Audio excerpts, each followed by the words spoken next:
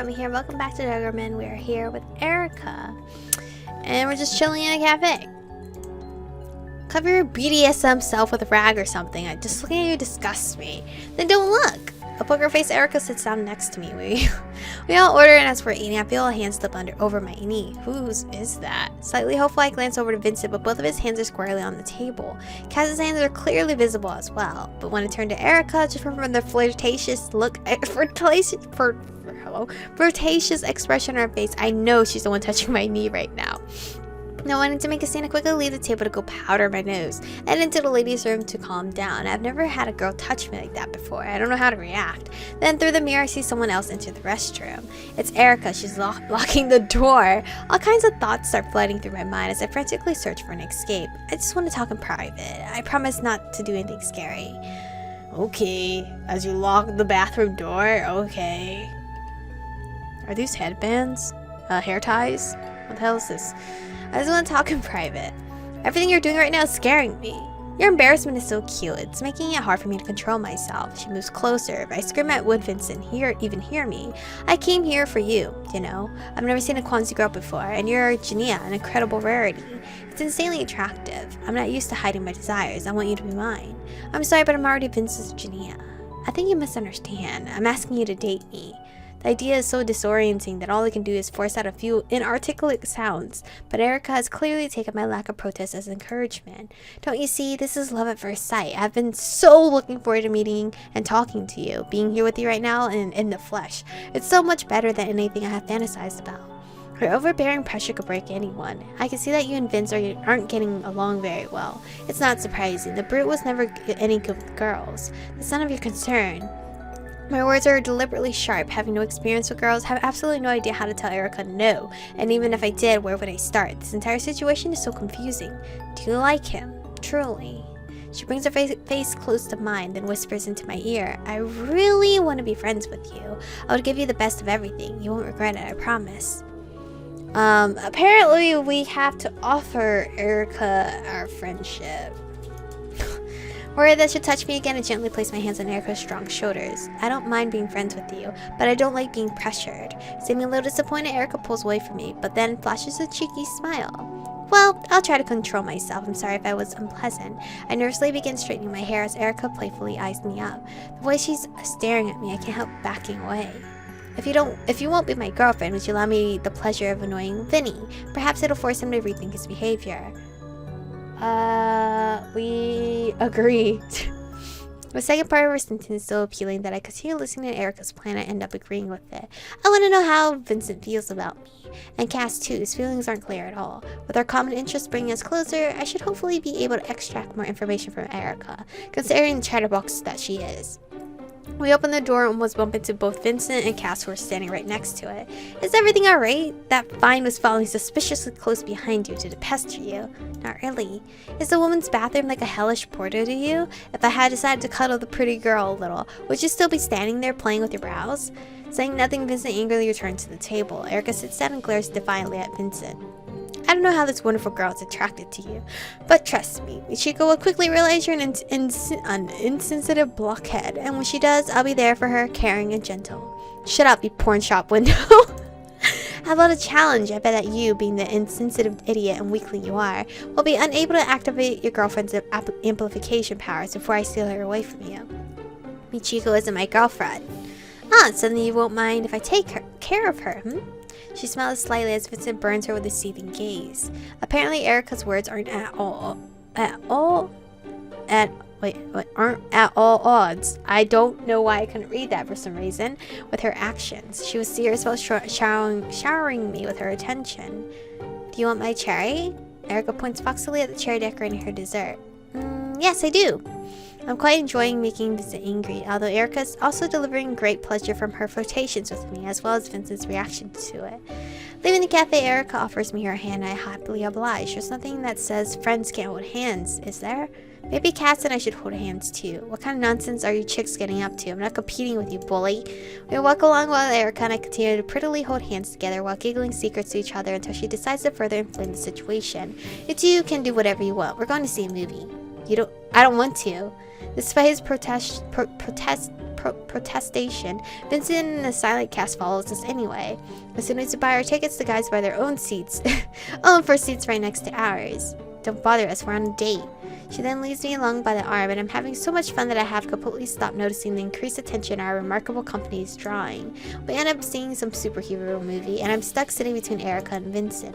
They both seem very concerned about what is happening on the screen.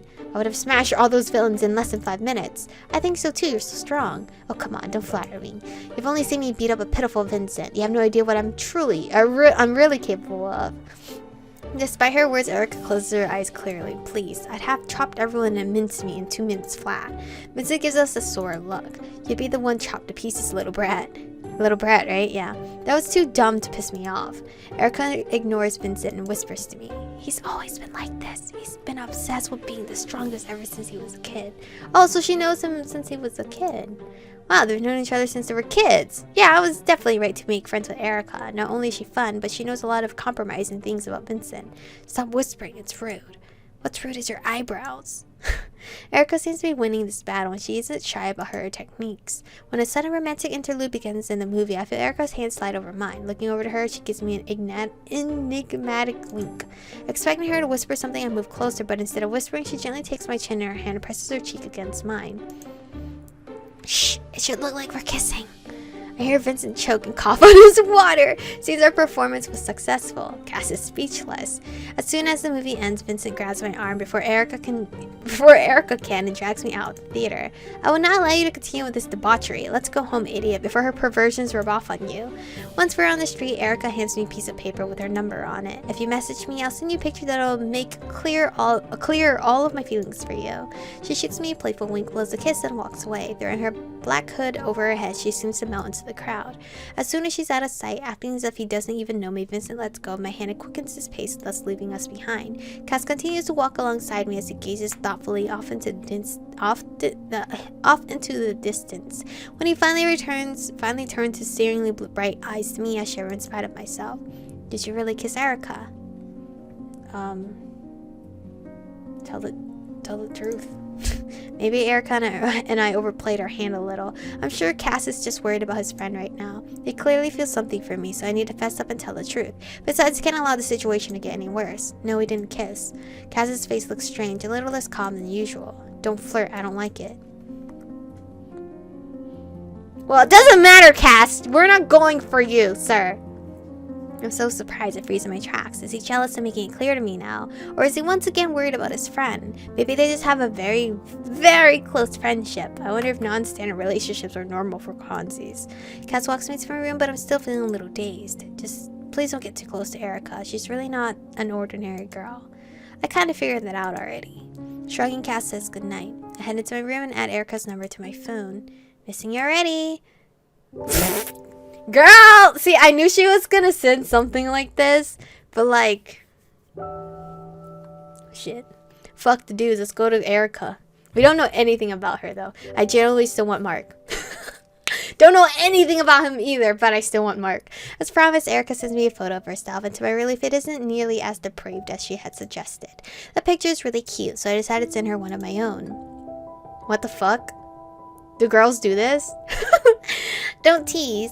And I'm sitting here dreaming about Erica, imagining us painting each other's nails while wearing mud masks. I've never had any girlfriends or done any girly things. Then I find my text chat with Vincent, the one from after the horror movie, and start reliving every moment in my mind, especially the soft touch of his skin. In painfully sweet contemplation, my long day comes to an end.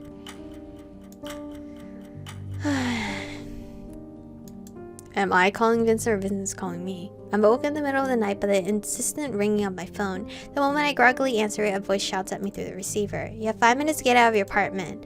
Whatever I feel for Vincent, hearing him scream at me right now is anything but pleasant. I'm not going anywhere this late at night. Then I'll come and make you leave. How? You don't know my room. I'll take that bear you sleep with hostage.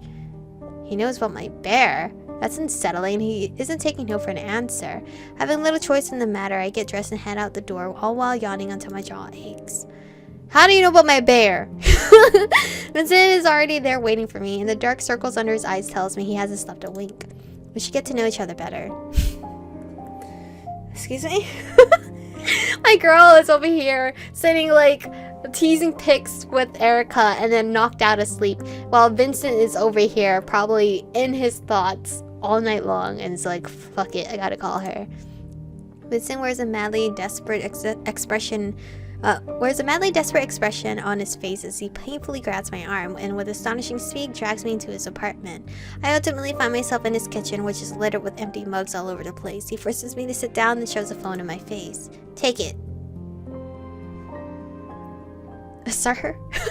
There's a quiz on it titled 32 questions that will make you fall in love with anyone.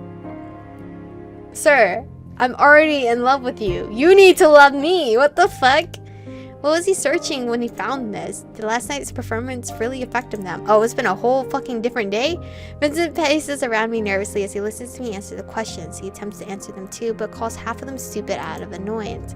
Despite his neuroticism, I managed to get some useful information out of him. He admires Alexander the Great, but doesn't want to be famous. He abhors telephone calls, and an ideal day for him is spent quietly reading books on war. If he ever sings, it's only in the bathroom. He wishes to keep his youthful appearance for as long as possible, as he is unconcerned about the long-term preservation of his mind, especially since he is fully confident that he'll die in battle with the Hex someday. Vincent's patience quickly runs out, and with one sharp sweep of his arm, he knocks all of the mugs off the table. The sound of breaking pottery has me wincing in my chair. This is impossibly stupid.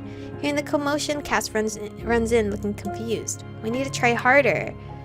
Vincent! You think we can fall in love by answering questions? That's not how it works. Vincent then drags us to the training ground where a confused Cass turns into a sword, and Vincent begins smashing trees and splinters. Nothing is working. You see too, don't you? Not a damn thing is happening. With one final cry, Vincent throws his sword to the ground and collapses beside it, face buried in his hands. I can't afford to give up, not now. Once he has calmed down a little, Vincent sits up and turns to me. It's so strange seeing him this close, and even stranger viewing him without anger and disgust on his face. I have another idea. He places his hand on my cheek, and his face begins to move inexorably toward mine. Refuses kiss, right? Yeah. I was wondering why I had to refuse it when I was looking at this list, but now I understand the story behind this. He is angry. I don't want no anger kisses from this man. I refuse to kiss a man whose only sense is duty. No matter how badly I want to kiss him right now, it would be a terribly bad idea, and I don't want him to beat himself up over me. I'm sad now. I pull away from him and an excruciating pain stand up. Everything inside of me burns. I don't need handouts. I want Vincent, all of him, and I refuse to compromise. Ha! Vincent snickers grim and muffled as he stares at the ground, head lowered. You gotta admit, trying to make you my Genia was a stupid idea. I freeze as his words come crashing down on me like an avalanche of rocks. It's impossible to love a man who hides his true self. If you knew me, the real me, you'd only be frightened and disgusted. Well, I wouldn't know, because you don't show that to me, so how would I know? Vincent raises his head and looks me straight in the eyes, with strained acceptance he continues. I know you'd rather forget about it, come up with some excuse again. But you're right, I am a killer. If you hadn't been with us on that mission, I would have killed Rodian. I would have taken no pleasure in it, but I wouldn't have had any regrets. I've done it before, many times before. I'm the man you saw then. My resolve crumples and is thrown away beneath Vincent's cold, hard grin. Getting up, he walks past me without a second glance, and I don't know what to say. Vincent leaves in silence and is only followed by my blank stare. Walking into my room, I toss myself heavily onto my bed. One of Vincent's books is nearby, and I only now understand them. All of the books on his shelf are about killing. They're about military tactics, the history of war, melee weapons, writing by military commanders, and their biographies. When Vincent saw my reaction on our mission with Rodian, he knew I wouldn't be able to accept such cruelty, and that it clearly is the most important thing in his life. He always perks up when the subject arises. Vincent had me read his books, but it wasn't a punishment. It was an attempt to show me his world. An unsuccessful one, unfortunately, since I have absolutely no idea what it all meant. Instead of the expected shock and fear, I only feel pain. But Vincent isn't as cold-blooded and ruthless as he wants me to believe. If he was, he would have killed both me and Rodian, or killed Rodian when I wasn't there to see it. So many of his actions contradict his outer appearance. This mosaic is missing so many pieces. I still can't see the full picture. Not knowing what to do, I spend the rest of my day feeling tortured, and most of the night struggling with a bout of insomnia. When I finally do fall asleep, my dreams are less painful than my reality. It's a dream I've had before, but I refuse to believe it. Vincent is up to his neck in blood, choking and reaching his hand out to me. The dream ends with Castle stabbing his hand through Vincent's chest from behind. What? Castle stabbing his hand through Vincent's chest. Awakened from my nightmare, I'm unable to forget the look on Vincent's face of relief. When I finally come to my senses, I know that I need to give Vincent an answer. I'm ready to know the real him without the facade. I'm finally ready to love. You're telling me I was the problem the whole time? I feel like it was both of our problems the whole time. Full of resolve, I head to look cool. I don't care that it's evening. I begin banging on Vincent and Castle's door, but after 10 minutes of no answer, I decide to text him. Am I being ignored? When this man woke me up from my sleep, it's okay for him to do that, but not for me? Anyway, this is where we're gonna end for today's episode. It's getting a little heated now. Like,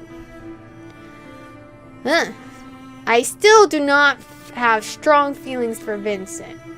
I feel like I still had stronger feelings for Castle, because I remember missing him incredibly and then being really sad when like the ending happened. But thank you guys for watching today's episode. Stay beautiful, and I will see you guys in the next one.